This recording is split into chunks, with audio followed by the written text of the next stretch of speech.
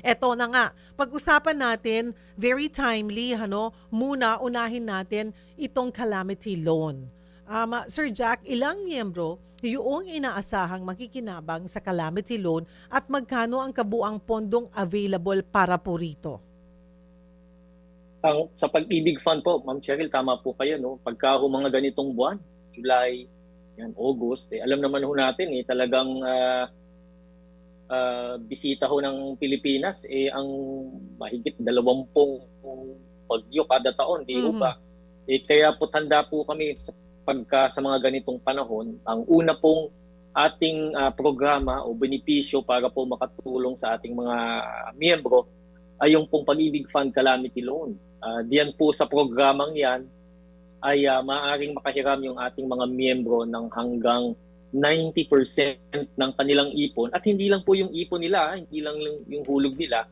Kasama na po diyan yung hulog ng kanilang employer plus yung kinitang dividendo ng kanilang ipon sa Pag-ibig Fund. So 90% po ng suma total niyan ang Combined. maaaring mahiram ng isang miyembro. Muli po diyan sa Calamity Loan Program po natin, napakababa po ng interest at ang unang bayad after ho ma-approve, after 3 months pa. Para talagang ang purpose po nito, Ma'am Ah, Cheryl, oo. para makatulong sa ating mga kababayan na yung pag-apply naman ho nito. Yung pag-apply nito, alam mo ninyo, Ma'am Cheryl, bukas po ang Pag-ibig Fund ngayong araw na ito. Mhm. Ang ipinag-utos po ng ating pamahalaan, ng ating Pangulo ay maghatid ang pamahalaan ng tulong at serbisyo, lalo na po sa mga frontline services ng ating pamahalaan. At bilang tugon po sa utos na ito ng Pangulong Marcos,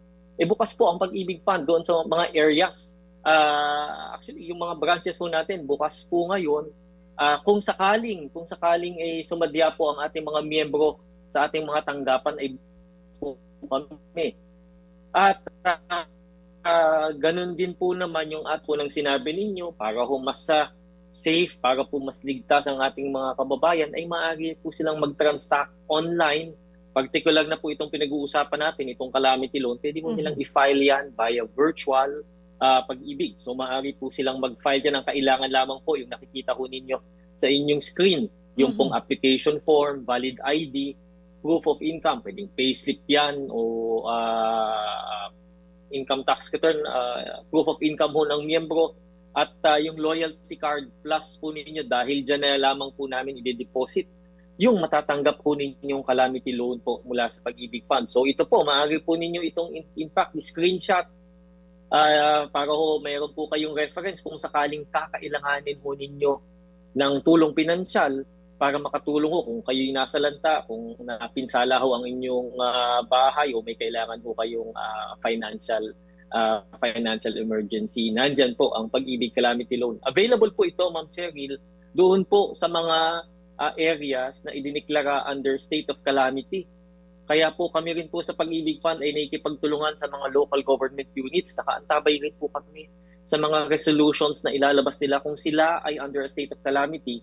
Dahil yan po yung trigger, no? Oras po na under state of calamity ang isang lugar, yung mga miyembro po natin diyan ay maaari nang mag-submit at mag-apply ng Pag-ibig Calamity Loan. Yeah. So Sir Jack, laruin lamang po natin yung who can generally apply kasi hindi baka po bagong mga miyembro, 'di ba? So nandoon ba dapat yung 24 monthly membership savings, at least 24 monthly Ngayon membership po, savings, or iniba na? Ah, butit na banggit ho ninyo yan dahil mas pinadali ho natin. Ngayon po, 12 buwan na lang, Ma'am Ha, Cheryl. 12 okay. months lamang na nahulog. Tapos, yung kadalasang nakikita nating tanong, dapat ba ito'y tuloy-tuloy? Mahalaga lamang po ay mabilang ho natin, Ma'am Cheryl, at sa mga nanonood at nakikinig, basta't mabilang ho natin na 12 yung hulog ninyo. Kahit hiwa-hiwalay po yan, kahit po hindi tuloy-tuloy, Mhm. ang mahalaga po lamang active member. Ibig sabihin ay naguhulog sa Pag-ibig Fund. Yung Mhm. ating miyembro, yan po ay maaari nang mag-qualify para po sa Pag-ibig Calamity Loan na pinag-uusapan natin. Mhm. Kung nahinto man po yan, basta within parang the last 6 months, at least mayroon man lang isang hulog. Tama po kayo, Ma'am Cherry. Oo. Tama po kayo. Yun po yung definition natin ng active na miyembro. Of Oo. course, ang ating hiling sana sa ating mga miyembro, lalo na po yung mga self-employed individuals, OFW members, tuloy-tuloy po yung paghuhulog. Ngunit kayo po ay considered active member basta't may isang buwang hulog po kayo sa nakaraang 6 na buwan. Para naman, Ma'am Cheryl, sa mga employed members po natin, yung mga nasa empleyo, ayan po ay responsibilidad ng inyong mga employers at kami po ay umaasa na yung ating mga partner employers ay hinuhulog ng tama yung Mhm. kanilang ipon sa pag-ibig fund. Ibig sabihin, pagka ganun, active member po sila. Mhm. Tapos kasi nga ang pinag-usapan natin ay calamity loan. So ibig sabihin ba, Sir Jack, ay kailangan kasama sila doon sa mga lugar na officially declared under state of calamity? Tama po. Kaya po yung ating mga tanggapan sa pag-ibig fund ay nakikipag-ugnayan sa mga local government units. Alam mo niyo, taon na ho ito. Kaya po ay mga kaibigan na po natin. Kaya ay ito pong mga nasa local government units natin sapagkat kami po ay nakaantabay din sa mga resolution po na kanilang ilalabas. Oras po na madeklara na under state of calamity ang isang lugar, ang isang syudad, ang isang lalawigan, yung pong mga miyembro ho natin na nakatira diyan o kaya naman po ay nagtatrabaho sa mga lugar na yan, muli under a state of calamity, ayan, pwede na ho silang mag-file ng Mhm. pag-ibig calamity ho. At kanina nga po, katulad ng nabanggit ko mga kapatid ha, ay so far nasa 50 lugar na po ang isinailalim sa state of calamity dahil nga dito sa pinagsamang epekto ng Habagat, Bagyong Luis at Maymay. So kabilang dito nasa 24 na lugar sa Central Luzon at 24 na lugar sa Calabarzon at 2 sa Ilocos Region. So double check nyo po kung kasama ang inyong bayan or ang inyong lugar doon sa idineklarang under state of calamity. At magandang balita, sabi nyo nga ngayon, abay nasa 90% na pala. Dati kasi di ba parang nasa 80%. Ngayon, mas pinataas nyo na 90% ng total accumulated value nung naihulog po ng mga kapatid natin. Tama po kayo, Mm. Ma'am Cheryl, sapagkat kung ano po yung kayang benepisyong ihatid ng pag-ibig fund sa ating mga miyembro, ay yun po ang ating gagawin. Lalo na po, alam mo natin, sa pag-ibig fund, pagka po pumasok po sa aming tanggapan o nag-file online sa virtual pag-ibig, ibig sabihin ho, yung ating miyembro na ito ay may pangangailangan. Kaya po kung hanggat sa maaari po ay gagawin ng pag-ibig fund para ho makatulong sa ating mga miyembro. Eh, Total, ito'y kanilang ipon, ito'y kanilang karapatan. Benepisyo ho nila ito mula sa pagiging isang miyembro po ng pag-ibig. tanong din po, Sir Jack, ano, paano yung may mga existing loan? Makakapag-loan pa ba sila? Yeah, magandang tanong ho yan. Kung sakaling meron po kayong existing, yung pong multipurpose loan na tinatawag, yung cash loan ho natin, kung ano pa ho yung kayang maipahiram Mhm. base sa inyong ipon sa pag-ibig fund, yung po ang inyong matatanggap. Mhm. So kung Mhm. meron po kayong existing na multipurpose loan at nabayaran niyo na po for the past few months or so, kung meron pa ho tayong makukuha mula po sa inyong ipon, mula dun sa 90% ng inyong ipon sa pag-ibig fund, yun po ang inyong mahihiram. Ibig sabihin, hindi po ibabawas yung balanse ng inyong existing multipurpose loan mula sa inyong matatanggap na calamity loan. Magkaiba po yan, ano? Mhm. Sapagkat higit na mas mababa yung interest po kasi ng calamity loan natin. Mhm. Mhm. Kaya po magkahiwalay po na loan iyan, at ngunit maaari pong pagsabayin kung magkano pa ho yung kakayanin ng inyong ipon. Kung may existing loan na kayo, yan po ang inyong mahihiram. Kumbaga doon sa 90%, sakaling may existing loan kayo, naggamit nyo mga nasa 30%, so meron pa, pwede pa kayong Pwede mangutang. pa, So, tama po. ayun po. Kasi Tama baka po. po mag-expect kayo na, uy, sabi 90%. Depende rin po yan doon sa estado, no, nung inyong iba't iba pang loans. Kung may natitira pa, pwede pa pong, hindi po yan ipagdadamot ng pag-ibig at pwede nyo pong i-loan po yan. So you might wanna double Tama check po. po yung estado Tama po. ng inyong account. Okay, puntahan ko rin Mm. po kanina nabanggit na natin yung mga accounts, ano, ay yung mga requirements o documents na kailangan Ipapaskill na lang po namin yan mga kapatid sa ating FB page. Puntahan din natin, Sir Jack, itong housing loan insurance claim. Ano naman po yun? Yan, ako butit nabanggit ho ninyo yan, Ma'am Cheryl. Alam mo ninyo pag ganitong panahon, ayan din po, no? Nagte-text ho kami, in fact, sa ating mga miyembro na may pag-ibig housing loan. Kaya mahalaga po, panawagan na rin po natin sa mga ating mga miyembro na may binabayaran pang pag-ibig housing loan.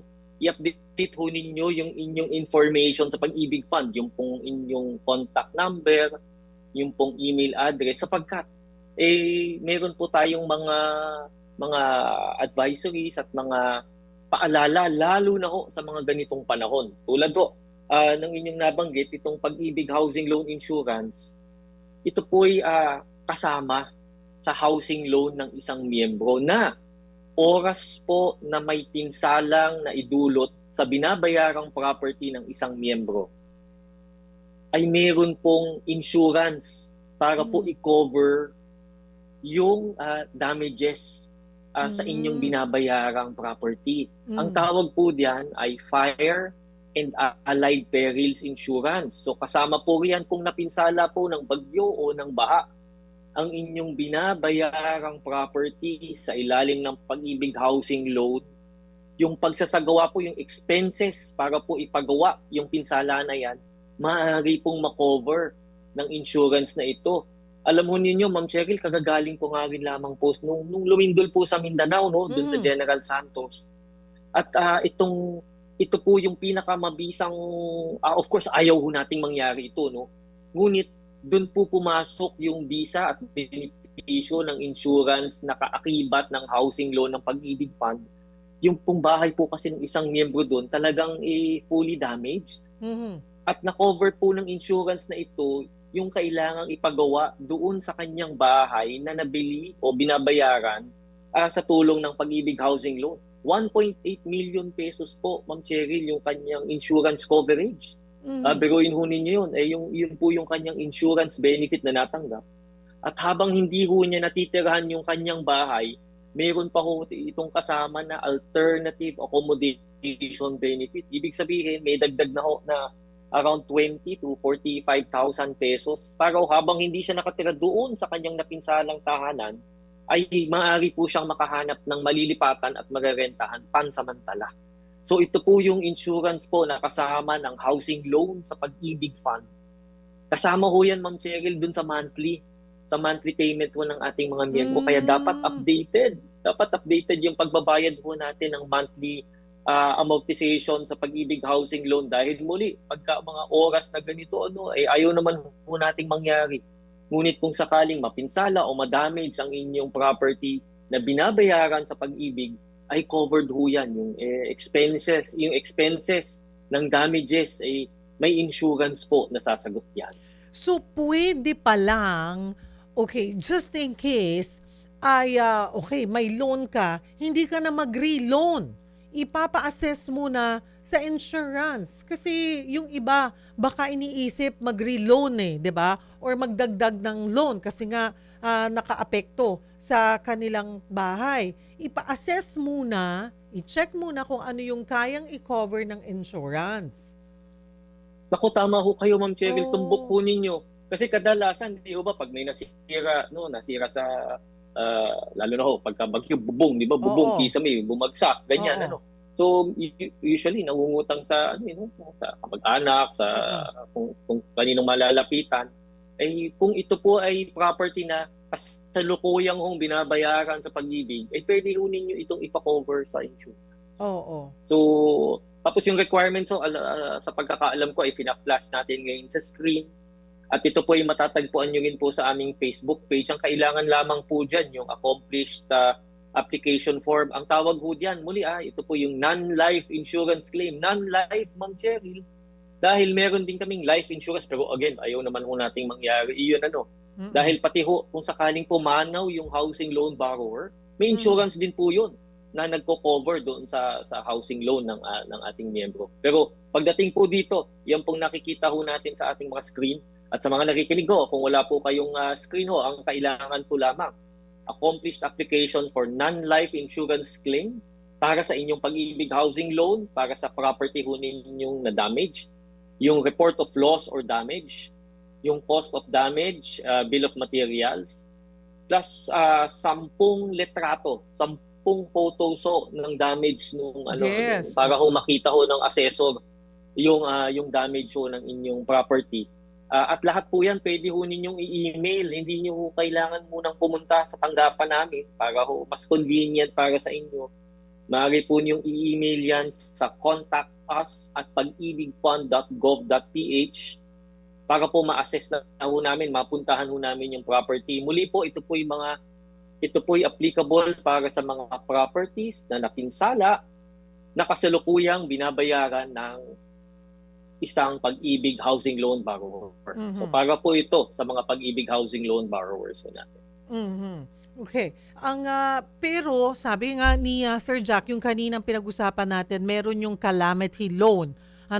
Na kung nasa ilalim ng state of calamity ang inyong lugar at miyembro naman po kayo, pwede yung calamity loan.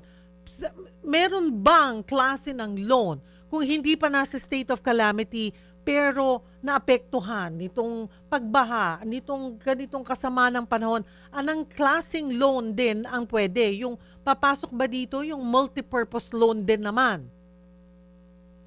Tama po kayo, Ma'am Cheryl. Kung sakaling pong hindi po nagdeklara ang inyong lugar ng state of calamity, maaari din po kayong mag-apply for our cash loans. So meron po tayong multipurpose loan tulad po ng nabanggit ni Ma'am Cheryl kung saan 90% po ng ipon ninyo ang inyong maaari pa rin matanggap at muli maaari po ninyong i-apply via virtual Pag-ibig.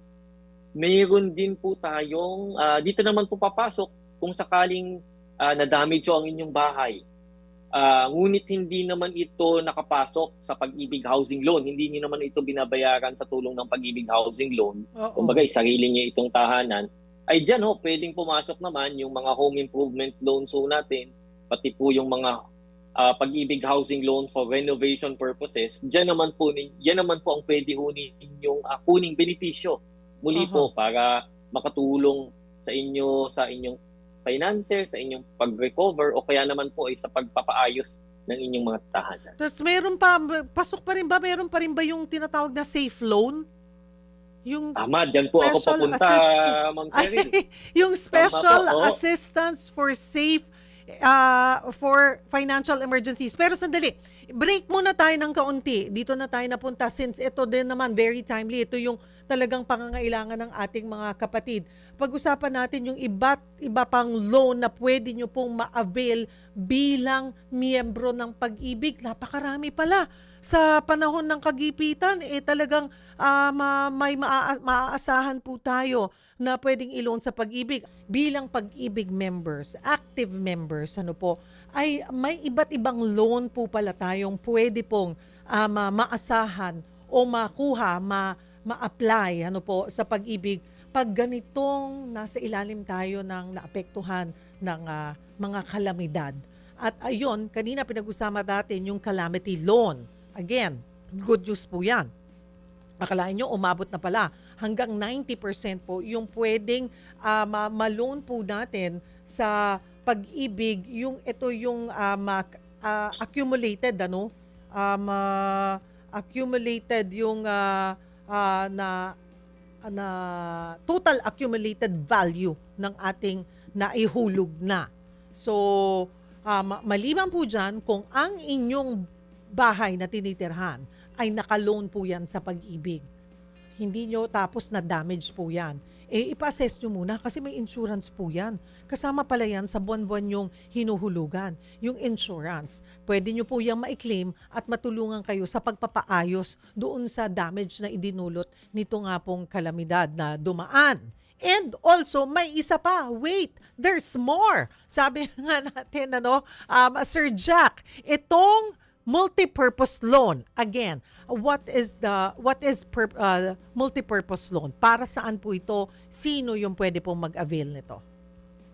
Opo, Ma'am Cheryl, yung pong ating multipurpose loan, alam mo ninyo, taon-taon Mahigit 3 milyon po sa ating mga miyembro yung nagpa-file at naaprubahan po sa programang ito.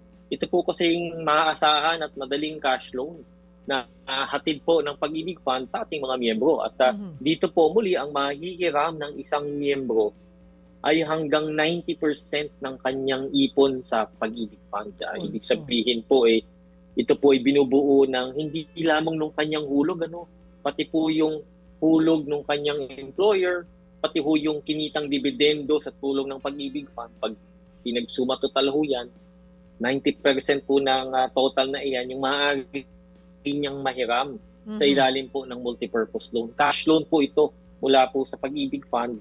Magaan po, mababa yung interest. Tapos, yung pag-apply ho nito, kung kayo po ay isang empleyado, maaari po ninyong i-file ito sa inyong kumpanya para po sila na po yung magdala po sa tanggapan ng Pag-ibig. At ang pinakamadali ho diyan, Ma'am Cheryl, sa mga nanonood at may kinig po sa atin, yung pong virtual Pag-ibig.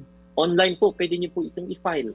Tapos, yung pong loan ho ninyo, pag na-aprobahan po ng Pag-ibig Fund ito, i-deposit na lamang po namin ito sa inyong hawak na Pag-ibig Loyalty Card Plus para po pwede niyo na po siyang i-withdraw any ATM. So yun po yung ating muli, yung cash loan po na hatid ng Pag-ibig Fund. Ito po yung Pag-ibig Multipurpose Loan. Yun ang maganda sa multipurpose loan, mga kapatid. Kahit saan pwede magamit. Pwede rin, kunwari naipit kayo sa pagbayad or kailangan ninyo sa pambayad ng tuition siguro ng inyong anak, medical expense, home repair, baka naapektuhan ng kaunti yung kailangan nyo ng backup or nag-expand kayo ng inyong business. Kaya multi-purpose. So yan, anytime.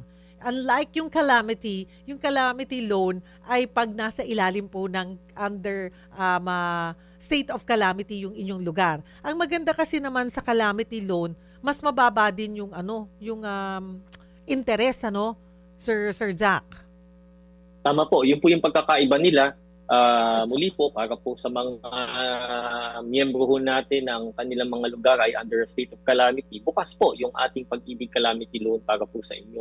Ngunit para sa mga miyembro ho natin na nangangailangan din ng tulong pinansyal, ngunit yung lugar ho nila ay hindi naka-declare under a state of calamity, bukas po sa inyo, bukas para po sa inyo yung Pag-ibig Multipurpose Loan. At ang qualifications po ng parehong loan na ito ay pareho po lamang. Kailangan po ay mayroon po kayong at least 12 hulog sa Pag-ibig Fund. Kahit po hindi tuloy-tuloy, basta't nabilang ho natin na 12 yan.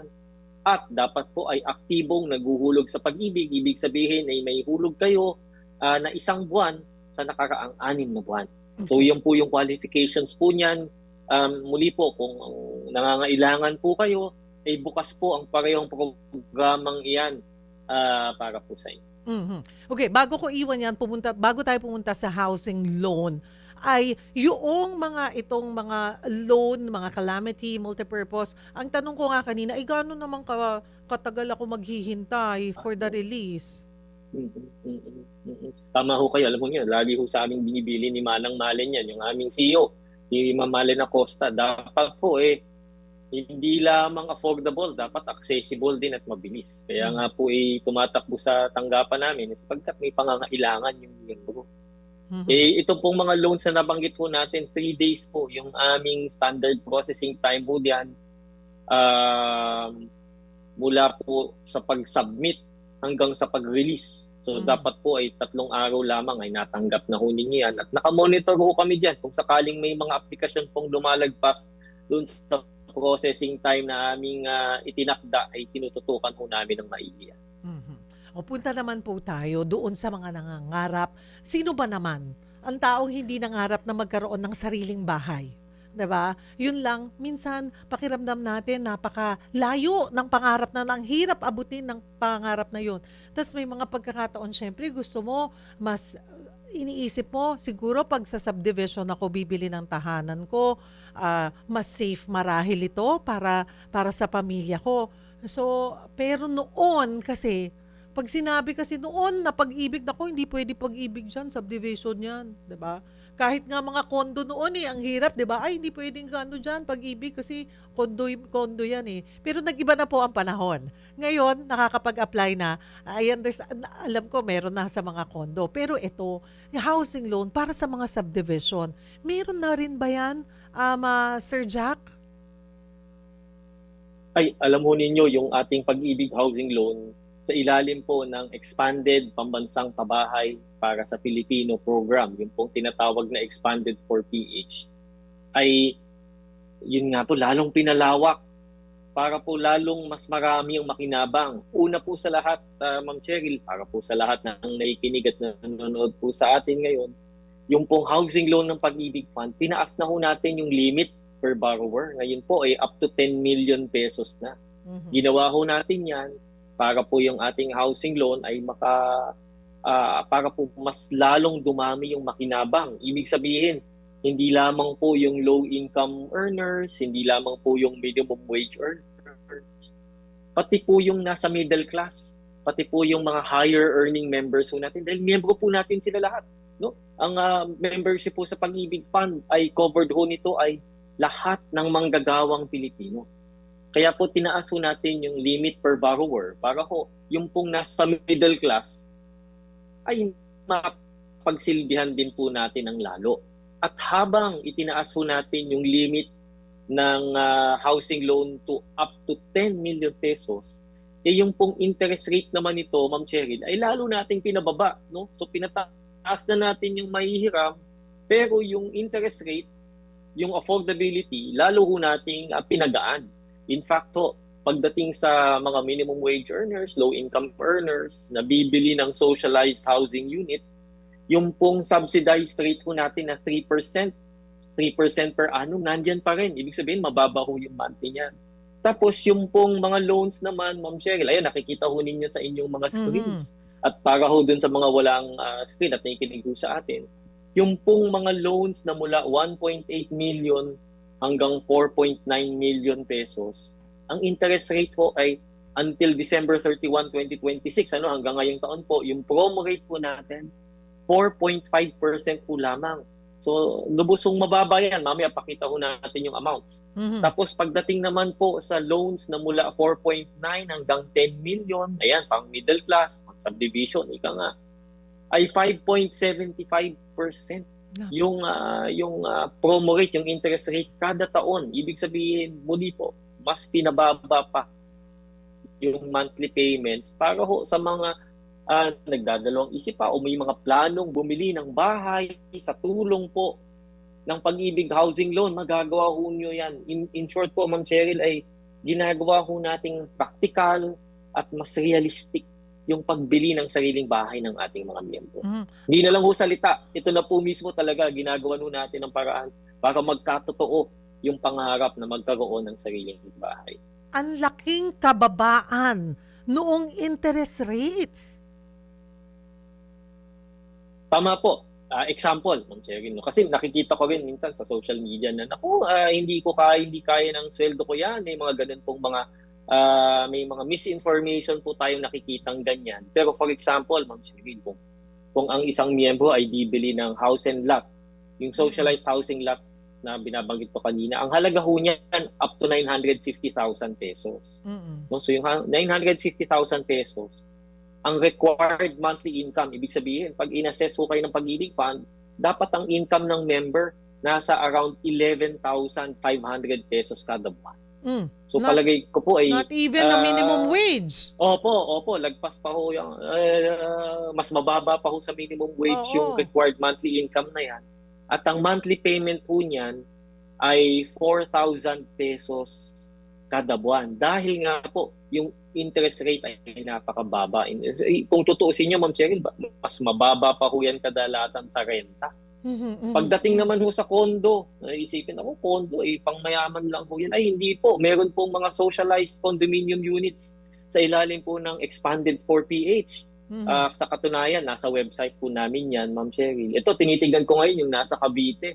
Ang required monthly income ho ay 21,700 pesos. So, kung mag-a-apply ho, kailangan ang monthly income ay 21,700 pesos. Kung kulang yung monthly income ng member, pwede yung pagsamahin. Kung asawa, Oh, mag-asawa po kayo, combine. pagsasamahin yung Yes. income nyo. I was Combine, gonna tama po. ask. May, Oo. may co-borrower kayo, kapatid, magulang, Oo. pwede ho niyong kunin co-borrower para kung kulang pa yung monthly income requirement, pwede yung pagsamahin yan para umabot kayo. Tapos, ang monthly payment po nito nasa 7,600 pesos po kada buwan. Yan po ay para isang 1.8 million peso loan. So in short po, Ma'am Cheryl, ang ginawa ko natin sa Pag-ibig Housing Loan, sa ilalim po ng expanded 4PH, ay yan po, nakikita po natin sa ating screen sa ilalim po ng direksyon ng ating butihin at napakasipag na Secretary Ping Aliling ng Department of Human Settlements and Urban Development. Pag-aanin talaga yung monthly payments ng ating housing loans para talagang maging practical at realistic yung pagkakaroon ng sariling bahay ng ating miyembro. Ayan, hindi na rason mga kapatid para sabihin yung mananatiling pangarap ang isang pangarap.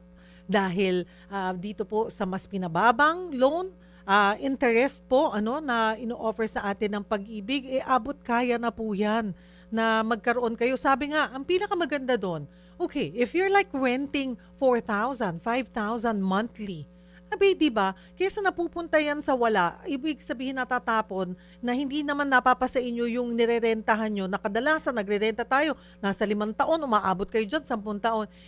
Okay na, mabuti pang kumuha na po kayo ng sarili nyong matitirhan. As low as around 4,000-5,000, meron na po kayong pwedeng makuha palang property.